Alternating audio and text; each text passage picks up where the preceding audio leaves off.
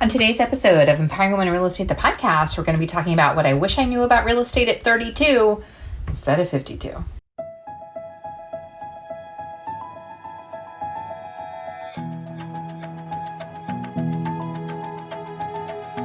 Hi, I'm Karen Cooper, a wife, mom of three, real estate broker, team owner, and founder of Empowering Women in Real Estate. As a realtor, I've personally helped well over 700 families in my career, and now I help thousands of women from all across the country balance real life and real estate through daily inspiration, motivation, and actionable plans to increase their success.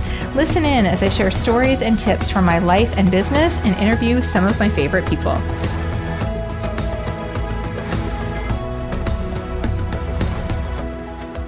Hi there, glad you're here for today's episode. So today's episode was actually inspired by a post that I shared on Instagram, which got a lot of attention and tons of engagement, which showed me that this is something that people care about. So I thought that this would be good to turn into a podcast episode so that I could really, share a little bit more. I love Instagram. I love creating content on Instagram. If you don't follow me there, I'm at karen.w.cooper. Let me know you're a podcast listener and I'd love to connect with you. But, it's hard to say a lot. You have to really get good at compressing what you're talking about in the little squares of the carousel or on the reel. And so actually I'm really thrilled to be able to share more specifically today about this topic. And, at 32, I was still kind of in that phase of where I really thought that success in real estate meant nothing but hustle, the long days, the late nights, and saying yes to everything. And I've learned now at 52, I turned 52 in June of this year, that it's not that. Success it's about doing what matters most, whether it's in your life or in your business, and doing those things consistently and with intention. And you don't have to wait 20 years. I've been in business for 23 years. You don't have to wait 20 years or 2 decades or more to build a business that fits your life. You can take these lessons and you can apply this sooner. And if you are certainly younger in the business, I hope that you will. So I had completely burned out. I had taken on a role as a managing broker because I thought that was going to be the answer to everything that ailed me. And it wasn't. In fact, I was still stuck in the trap of the constant hustle, the constant pressure, the constant urgency. I traded, I thought when I took on a managing broker role that I was going to be trading the evenings and weekends of work for a steady paycheck. But actually what I traded having a ceiling on my income, right? Being able to produce and generate as much as I wanted.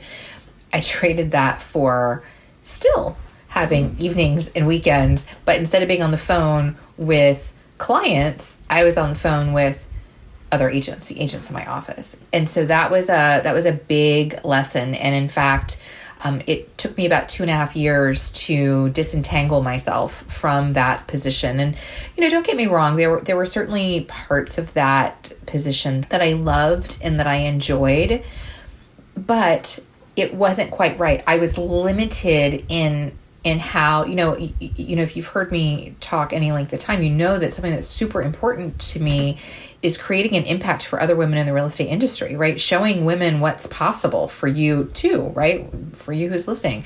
It's creating opportunities for other women in real estate that they wouldn't have otherwise. And I was really limited in being able to do that in that role. And so, it was 10.5 years ago that I basically restarted my business and came back to the field. So, there's a lot, whether I was, 32 or 29, when I started in this business.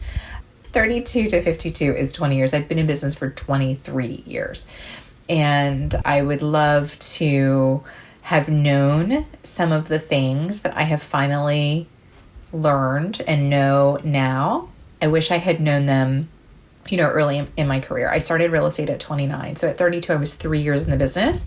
And I would have just had my first son, or would have been soon to have him. And, that just completely turned my world upside down. The first 2 years of my career, when I didn't have children, and I got married after I started. And so, those first 2 years of my career, it was all about hustle. It was all about pressure. It was all about urgency. It was all about how many appointments I could go on and how many hours I could spend at the office, hoping that somebody was going to come in, or that the duty agent wasn't going to want the call so that I could take the lead. And it was nonstop. And, once my first son was born, a lot of things had to change, because I didn't want to spend every waking moment on the phone, glued to my laptop.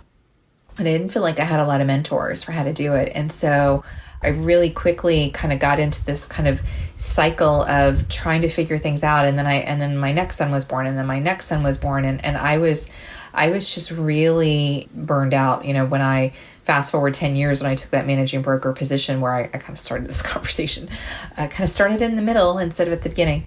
But, I was burned out, because I thought that the only way to make this work was the nonstop hustle and the nonstop pressure and the nonstop urgency. And now at 52, 23 years later, I've learned a lot of things. And so I wish I had known a lot of these things back then. So I'm going to walk you through them. I've got, I think, 10 lessons maybe for you today, something like that. So let me walk you through those. So the first thing is, you don't have to hustle your way to success. Success isn't built on exhaustion. And I think, especially in our industry, we tend to wear exhaustion like a badge of honor.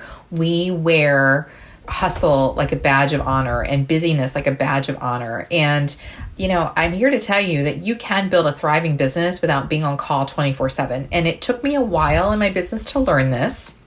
And I'm grateful that some of the lessons I had early on, like you've heard me talk before multiple times about my, my first family vacation after I got started in real estate. It was an extended family vacation, essentially got ruined. I allowed it to be ruined because of a potential client situation that, they never bought anything. So I learned that lesson really quickly. And then, it was years later when I was kind of learning the lesson as my kids were growing, and I was seeing that I was missing things. And so I was learning lessons, and I was able to put them into place. And yes, my business, my real estate business, looks a lot different now than it did, 5, 6, 10, 15, 20 years ago. I'm not in personal service of clients anymore. I haven't been for 6 years. And in fact, it's very possible to do what I do. I produce a lot. I prospect every week. This year in 2025, I think I'm going to end the year with about 20 million in sales volume that I have personally produced through my referrals, my geographic farm, my social media. It's all been served by members of my team. And so, I'm here to tell you that it's possible to do things differently. And, even those years that I was, I would average 20 to 30 listings at a time. I did a lot of business. And even during those years, I learned how to put boundaries in place. And you can do that too. It is so possible to put some boundaries in place so that you are not burning yourself out. Because when you burn yourself out, when you empty yourself, when you are so depleted, you are no good to anyone, not your clients, not your family, not yourself. And so, boundaries, they're not a luxury. And I think we tend to treat them that way. They're actually a system. Having boundaries are actually a system. And in fact, if you listen to my episodes that we did last month, I think actually, or maybe it was the month before, and it was all about systems. And one of them was about protecting your peace, and it was all about boundaries. And it is so, so possible. The other thing that I would say is building a referral first business is not only possible, it is sustainable. I'm able to do what I do now because so much of my career, my business was built on referrals. It was built on relationships. And, I think sometimes it gets a bad rap. And I think partly it's because people don't know how to teach it. It's easy to sell you on a system that you can write a check on, and you can, get, quote unquote leads that are emails and phone numbers sent into your inbox. That's easy to sell, but it's not easy to sell how to get a referral from the people in your database or from the people in your community. And so I think it kind of gets a little bit of a bad rap, but honestly, it is what is sustainable. It is the longest term sustainable foundation of a real estate career. And it has been that for me and is still now today. And yes, in the beginning, it's hard to get those first couple of deals with people that right? Doing business with people that or referrals from people that I know for me, it took probably about I think it was a good 9 months before I did a transaction with someone that I knew. It took a while for them to see and trust that I was in the business and that this was my career and that I was serious about it. And, now I think it's probably a lot easier to demonstrate that because we have social media available to us. When I started 23 years ago, we didn't have that. So the world looked very different. So I think now it wouldn't have to take you that long, but building that referral first business is so possible. And so I would encourage anyone to prioritize that. And that should be your first and biggest pillar always in your real estate business. The second lesson is that consistency beats intensity. And I am very fortunate that this is something that I did learn somewhat early on. And I spent my first 6.5 years on a very traditional Rainmaker team. And so I had a lot of lead opportunities that came to me as a benefit of that. I also made very, very, very little based on the model that was. And I was also very much a secret agent because all of my business was done in my team leader's name. But what I learned when I moved out of that, from that team and kind of became my own solo agent is I started to learn the compound effect and the power of doing a little bit every day. At that time, when I left that Rainmaker team and I went out really on my own as a solo agent for the first time, I had 2 kids, right? 2 under 4, and I was pregnant with my third. And I had a very busy business, and my husband was on shift work. So I figured out really quickly that I couldn't do everything in one day. It was impossible for me to take care of my family and show up for my children and do all the things for my clients and my business and have, a 3-hour prospecting habit every day. I knew that was not something that was possible. And so it was then when I really started to figure out the power of consistency. And if you do just a little bit every day, then you're never going to have to do everything in a day, right? It's the little bites. And then, fast forward, when I came out of that role as a managing broker, I really put this into action when I started doing what I call my daily business builders. And it's something that I've always been a Brian Buffini fan, and I really learned this from him and using his CRM. I use the Referral Maker CRM, and it really kind of started me systematizing what I had already done in a way that made sense. And because I was tracking it differently, I was able to really see that power of the consistency. And so, my daily business builders, I've done podcast episodes on this before. It basically, I have a series of activities that I do. Then I would do them every single day, and I had a certain number of them that I would do. Right? Calls, notes, pop buys, giving referrals, and adding to my database. Those are my 5 things. And I have done those 5 things consistently for almost 11 years. And now when I was rebuilding my business, I was doing a certain number of those things every single day, Monday through Friday. I delivered a pop by myself personally every single day, Monday through Friday. I wrote 5 notes myself personally every single day, Monday through Friday, right on and on. I added one person to my database every single day, Monday through Friday. Now I'm in a different phase of my business. And so I block Monday morning to do my prospecting. And I do my daily business builders, but I do it in a compressed period. It's one time block. It takes me 60 to 90 minutes on average. I have a goal for each of those 5 things that I do. And I do it in one fell swoop, and I'm finished for the week. And, somebody might look at what I do and say, oh, you only write 4 notes a week? Like that doesn't do anything. But when you compound and you do it over and over and over again, it adds up to hundreds. And not only that, it's rare. Today is a perfect example. I'm recording this episode for you on a Monday. I did my prospecting today, and my goal right now, what I do is I write 4 notes a week. And today I wrote 6. And that is very typical, because what happens is I you get in the groove and I get in the rhythm. And then because I have been doing this for so long, I look for opportunities to write notes. I look for opportunities to get referrals. And so then I'm actually usually doing far more than what my goal is for myself. But because my goal is easy and tangible, it's easy for me to do it. I make sure I get it done. And it is that consistency. 32-year-old me, 29-year-old me, when I first started in the business, I was trying to sprint a marathon. Real estate is a marathon. Having a long-term career, which I think is the goal for all of us, a long-term, sustainable, successful career, that is a marathon. And I was trying to sprint it, and you can't sprint it. And so I have definitely learned that slow and steady is really the name of the game when it comes to everything. Lesson number 3 is that your database is your retirement plan. And I don't even know that I should say it's your retirement plan. It is like your database is your everything. Your database is your business. And, in the beginning of my career, I wasn't nurturing my own database. I was nurturing my team leader's database. I was on that Rainmaker team for 6.5 years, and I learned so much. And I honestly and truly owe a lot of the success that I've had in my career to that team leader and to my time there. But I was building her business. I was not building my business. I could not do business in my own name.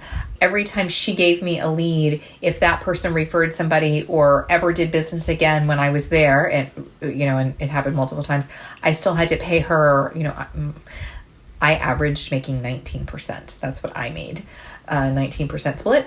So she was making 80 to 81% on each of the transactions. So you can see why that kind of a model was really hard to stick with long term. I was there at 6.5 years, which was a long time. But, I pretty much the entire time that I was there, I was nurturing her database. I was building her database. And, I wish that I had really, I knew it worked because I saw what it did for her, but I think I didn't have the confidence to realize that I could do the same thing for myself. And it took a long time for me to figure that out. And so I do wish that I had started nurturing my database earlier and sooner. I really didn't start doing that until really after I left her team.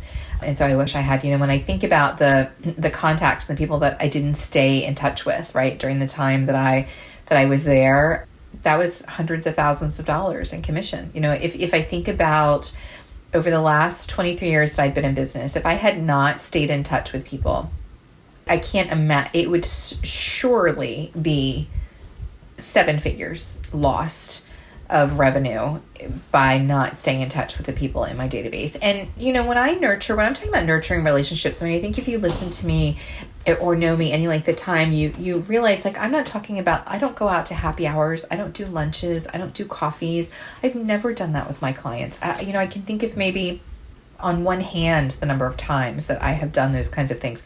That's just not true to me. But you can still build professional relationships, and sometimes they become personal relationships, but I build really quality relationships with people.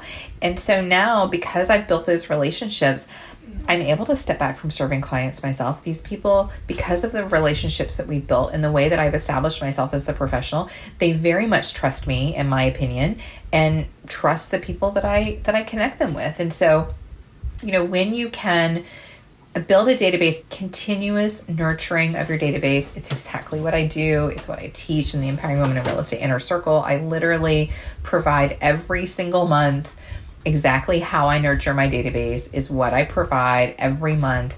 It's a program that works. It's what has worked for me. And when you can do that nurturing and the consistent adding to your database, that's critical. I know a lot of people don't add to their database on a regular basis. That puts you on the path to freedom.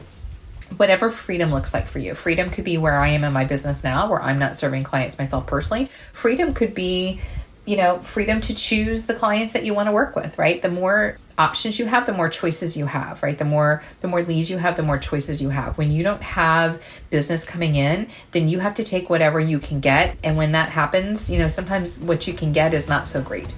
And so it really helps you there.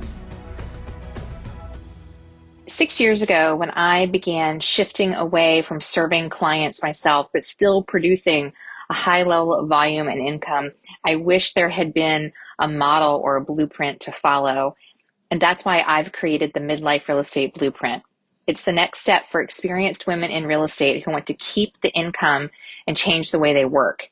Inside this program, you'll redesign your role, install simple, repeatable systems, and create margin for what matters to you while staying highly productive. We have 2 programs now available, a 5-week live program with coaching and community, or a self-paced edition that you can start anytime. When you're ready, visit empoweringwomeninrealestate.com and click on Midlife Real Estate Blueprint. Lesson 4 is a little bit on, we're kind of going to go back to the boundaries a little bit, and it is about protecting your peace. And that is not optional. We pour out from ourselves all day long in this business. And really just in life, when I think about the number of things that I'm responsible for on a daily basis, the people that I'm responsible for, I'm in a very different place in my life in that, both of my parents have passed, my mother-in-law has passed, but there were periods of time where I was taking care of my dad after my mom died, and we were taking care of my mother-in-law. And, there was a lot of things, I've had my own personal health crises and issues, and, we have a lot of weight that we carry. And, as women, I think we are so amazing in that we can tough out a lot. We can handle a lot. When I think about some of the years, my gosh, when my mom had died and I'm taking care of my dad, and my mother-in-law was sick, and then my father-in-law was getting treatment for cancer, and then I was getting treatment for tumors and surgeries. And, there was just, raising 3 kids at the same time, and a real estate business and a real estate team. Like, I literally, when I think back to some of those times, like I know it was hard when I was in it and it was brutal, but I was making it day to day. When I look back, I don't even know how I functioned. I don't even know how I made it from day to day and moment to moment. And if you think about your life, you've probably had periods like that too. And I think what I learned from coming out of that and some of the things that I have dealt with through that is that taking care of yourself, protecting your peace, it's not optional. When I was 32, when I was new in this business, I said yes to everything and everyone. And I actually did that for a really long time, for decades. And now I really do understand the power of saying no. And I think sometimes it gets a bad rap when you say no, but I can't say yes to everything. I really can't. And so it's okay to say no. It's okay. My friend Jody said, she's been working on some of these things too. And she had made the comment that she's kind of had a mind shift around it. And when she says no, it actually opens her up for a yes that is more in alignment with what she wants. And she gets excited for what that yes is going to be. And I think that's a really beautiful way of looking at it, because I think we're kind of taught that saying no is negative and saying no is bad. And it's not. It's not. I am nothing to no one. I am of no help to anyone if I am burned out and if I am hanging on by a thread. And for many years I did operate that way, and I was not my best.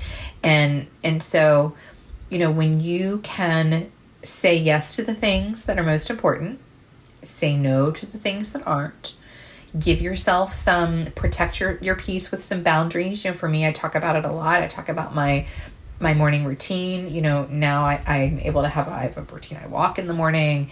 I take my time in the morning with my prayer and my journaling and just all the things. And I really protect that time. I've shifted my schedule where I won't take calls or meetings before 10:30 so that I can give myself the amount of time that I want to have to feel like I'm not rushing.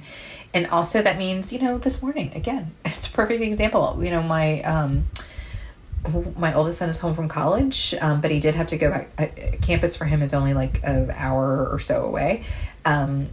He came home this weekend, but he did have to go back today for one class. And I was able to make him breakfast this morning. I was able to have my morning routine. I enjoyed that for myself. I did a walk this morning. I took the dog for a walk. I even did a little yoga this morning. And then I fixed him breakfast. And I was able to do that without feeling rushed or angry or because I have protected my peace and I have set up those boundaries around my time. And I wish I had really understood sooner. I think sometimes we don't do that because we are so afraid of what will happen if we say no. And we are so afraid of what will happen if we don't answer the phone on the first ring. And we are so afraid of what will happen if we don't respond to the text within moments. And, a lot of that is a lie. And if people won't work with you because you don't respond to their text, in 2 minutes, then they're not your people. If they can't wait an hour to get a return phone call, they're not your people. And there are plenty of other people out there who are your people. And the more confident you can be with that, the more courageous you can be with and it's not just setting the boundary, but holding the boundary. I mean, it really changes everything. It absolutely truly does. And so I wish I knew more of that when I was in my younger years. I feel very clear and confident on that now. Lesson number 5 is you can evolve your business with your life. Real estate is not a one-way only kind of thing. And I am so grateful that I have learned that and been open to that. We first really saw this with our team. We started our team 10.5 years ago, and my business partner and I were very apprehensive about starting a team because what we knew of a team was that traditional Rainmaker team, right, where we started. And we thought it was only that way.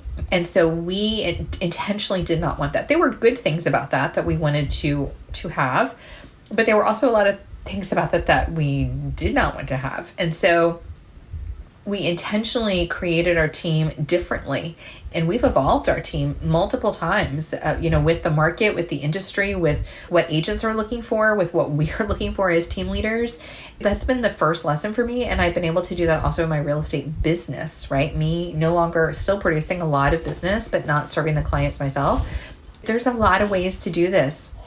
In the beginning, I thought it only had to look one way. I had to serve every client myself. Teams only looked one way.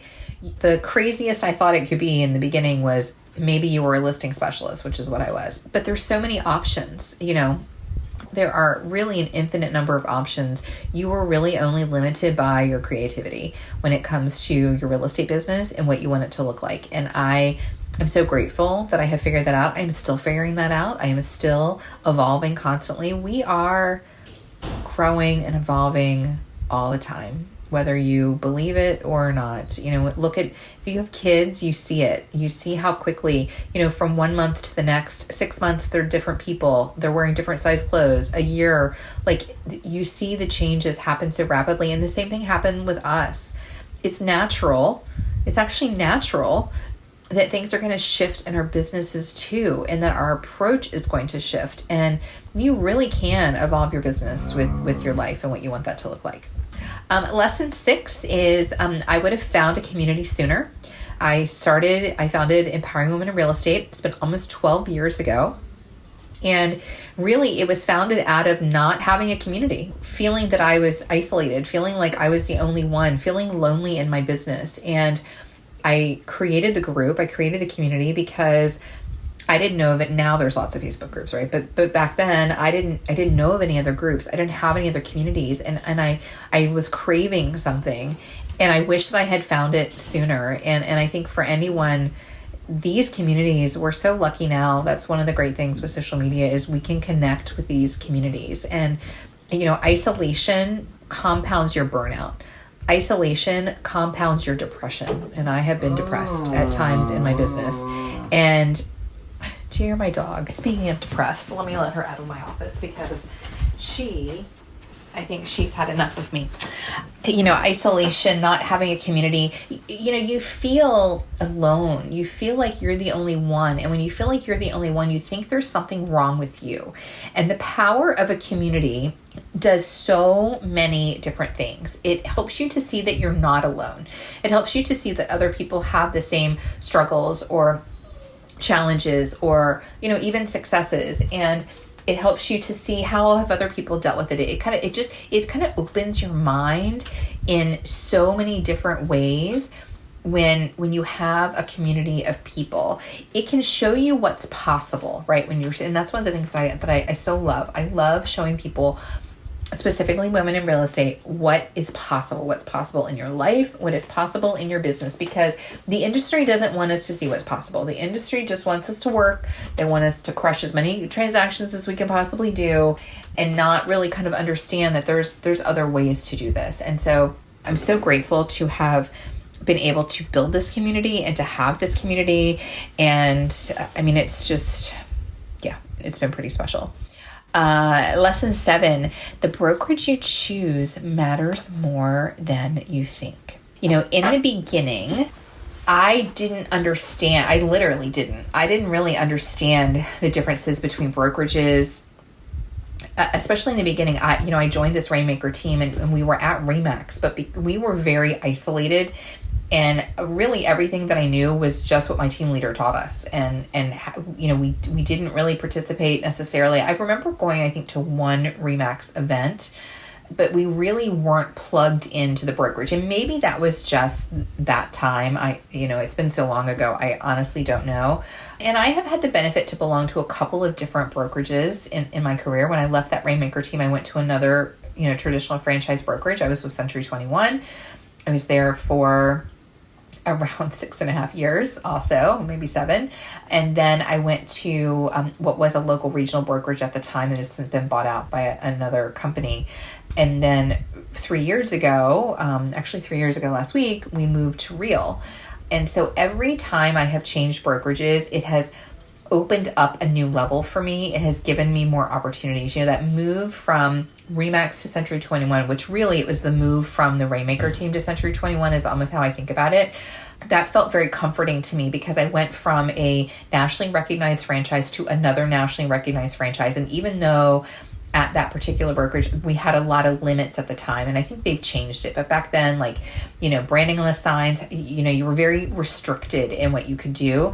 But that felt comforting to me, going from being on that Rainmaker team to now being a solo agent and trying to figure it all out on my own. That actually felt very comfortable.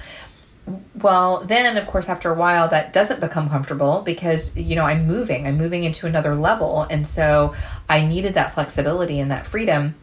And, the last brokerage I was at was able to give me that. I had flexibility. I had freedom with my branding, with my marketing, with starting a team, with all of those things. But then again, we kind of hit that ceiling that, kind of hit that limit where I realized I was really being limited. I was feeling the pain of not having access to a nationwide brokerage. It limited us in terms of our team model. It limited us in terms of access to other people in the industry, in terms of technology, in terms of ideas. There were a lot of things that I just didn't have access to. And so, making this move to Real 3 years ago has really changed a lot of things for us. It's been the freedom. You heard it all last week, right? If you listened to last week's episode, which was about our 3 years of Real, but it gave us a lot of flexibility. We have access to people across the country. We have access to amazing tools and technology. The platform of the way that we can build our team is like nothing I've ever had access to before, and gives us extreme amounts of flexibility. We can literally do anything. And then just the other pillars and the models, the stock program and the revenue share, it has changed so much about my life and my business for the better.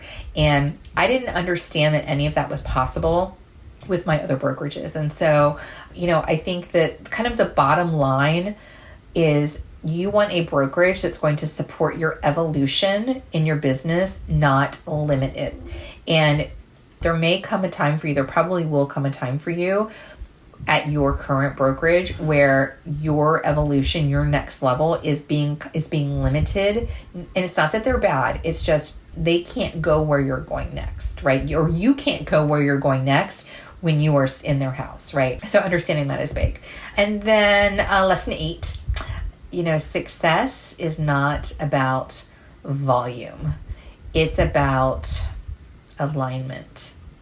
And, I think what we're taught to chase in this business is numbers. How many transactions? And I'm guilty of it still.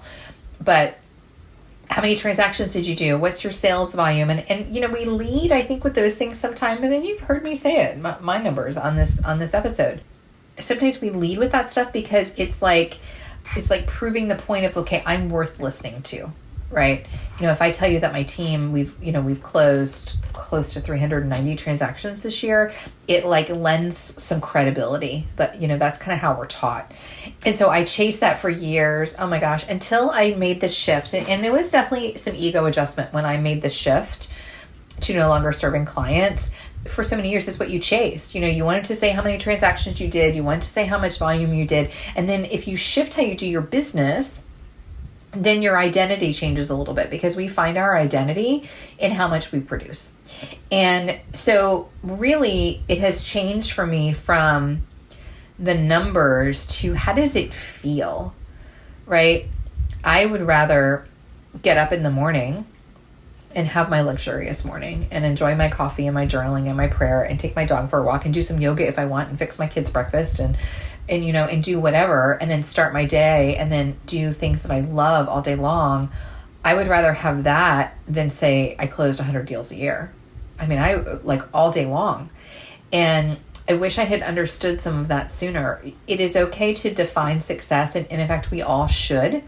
We should all be defining success based on our own terms. The way I define success is probably going to be different than the way you do, and vice versa. And that is fine. There is nothing wrong with that. It's about authenticity, not, chasing a trend or a shiny object. And I think there is some power in that when you can start to redefine success for yourself based on metrics and things that matter to you, not on the, the numbers and the awards and the, and the whatever that the industry tells us it should be, then that really starts to change things. And that helps you to really unlock another level in your life. And then lesson number 9, you need to build systems so that you are not relying on willpower. 32-year-old me was really winging it. There were systems that my team leader had, but I didn't really have any of my own. And especially when I left her team and I went out on my own, I didn't have any. And so I was having to, and you've heard me tell the stories about, I forgot this and forgot that. And that's when I started my transaction checklist. There was a period of years where I really was just winging it because I didn't know. I shouldn't say I didn't know. I knew how to do the business. I'd closed hundreds of transactions, but I didn't understand the power of a system. And if you can take a little bit of time and build out some systems, it gives you so much freedom. And not only that, then you can start to automate certain aspects of your business where it practically runs without you. I mean, nothing runs completely without you, but it gives you a lot more grace and a wider berth, if you will, when you have those systems. They protect your time, they protect your energy, they protect your income. So if you go back, it was back in October, episode 373, 374, 375, 376, 377. It was my systems series. And I went through 5 of the systems that I firmly believe that everybody needs to have a successful long-term business: prospecting system, nurture system, follow-up system, visibility system, and a system for protecting your peace. And so you need systems. Go back and listen to that episode. And then I'll kind of wrap this up with the final lesson number 10. And this is kind of speaking directly to those of you who are in midlife, as I am. And, midlife isn't the end. Think about, and I can think of so many examples through my career, and you probably can too. There is a period where, we look to older agents and we think, oh, I don't want to be like that. I don't want to still be having to do this when I'm that age. I don't want to, we feel like it's the end, and it's not the end.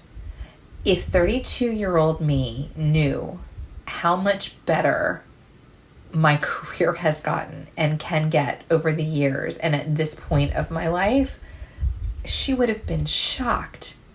I think sometimes we look ahead to aging and we look ahead to getting older and we think, the best times are gone and the best times are going away. And that is not true. It's just they're different. It's different.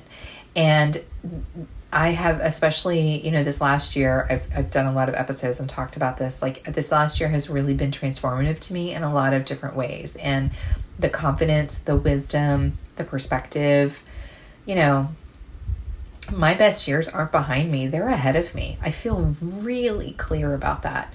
And hearing me say that, if you are still mired down in the mindset of hustle, then it can be exhausting, and you can think, oh my gosh, I can't continue this. I can't continue this pace. No, of course you can't. You have to be willing to be open. You have to be willing to evolve. You have to be willing to look at things differently and do things differently. And when you do, then the best years are ahead of you, and anything is possible.